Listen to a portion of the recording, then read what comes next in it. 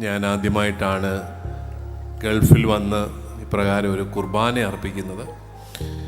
നല്ല വെയിലത്താണെങ്കിലും കുർബാന അർപ്പിക്കാൻ സാധിച്ചു. വന്നപ്പോൾ ഞങ്ങളുടെ പിള്ളേരെ മലയാളം പഠിപ്പിച്ചില്ല. പിള്ളേരെല്ലാം സായിപ്പന്മാരായിക്കോട്ടെ എന്ന് ഞങ്ങൾ വിചാരിച്ചു. മലയാളം പഠിപ്പിച്ചില്ല. അവരെല്ലാം ഇംഗ്ലീഷ് പറയുന്നത് ഞങ്ങൾക്ക് ഭയങ്കര സന്തോഷമായിരുന്നു. നമ്മുടെ നാട്ടിൽ ബിസിനസ് ചെയ്യുന്ന കത്തോലിക്കനെ കാണാനില്ല. കത്തോലിക്കരൊന്നും ബിസിനസ് ചെയ്യുന്നില്ല, അവരെല്ലാം പോയി.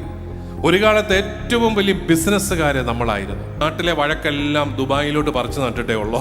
നമ്മുടെ ഒരു ക്രിസ്ത്യൻ ഏരിയകളിലൊക്കെ ജോലി ചെയ്യാൻ പോലീസുകാർക്ക് പോലും സന്തോഷമാണ് എന്ന് കേട്ടിട്ടുണ്ട്. പക്ഷെ ഇപ്പം അങ്ങോട്ട് ഏരിയ ഇല്ല.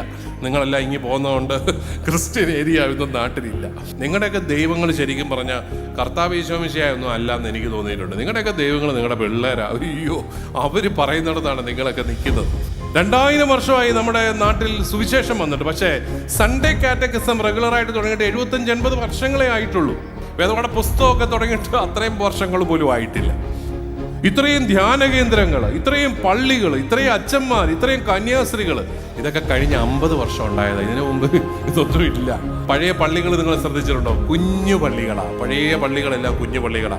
പക്ഷെ അന്നത്തെ നമ്മുടെ കാർന്നവന്മാരുടെ വിശ്വാസം, മലമ്പനിയോടും കാട്ടുപന്നിയോടും പൊരുതി പൊന്നുവിളയച്ച മനുഷ്യരാണ് നമ്മുടെ സുറിയാനി കത്തോലിക്കര്. കുട്ടനാട്ടിലെ കായല് നികത്തി കൃഷി ചെയ്ത പാർട്ടികളാണ്. ഞാനിങ്ങനെ വണ്ടടിക്കാറുണ്ട്. പുതിയ വഴികൾ വെട്ടിത്തുറക്കാൻ ധൈര്യമുള്ള ആൾക്കാരായിരുന്നു. മാർത്താണ്ഡവർമ്മ രാജാവിന് പണം കടം കൊടുക്കാനും മാത്രം ആസ്തിയുണ്ടായിരുന്ന തച്ചിൽ മാത്തുത്തരകന്റെ പാർട്ടികളാണ് നമ്മള്. പക്ഷെ നമ്മുടെ ഇന്നത്തെ ജനറേഷന് ധൈര്യമുണ്ടോ? ഒരു മത്സര പരീക്ഷ എഴുതാൻ പോലും ധൈര്യമില്ലാത്ത കുറേ പാർട്ടികളെ നിങ്ങളെല്ലാവരും കൂടി വളർത്തി വിടുന്നുണ്ട്.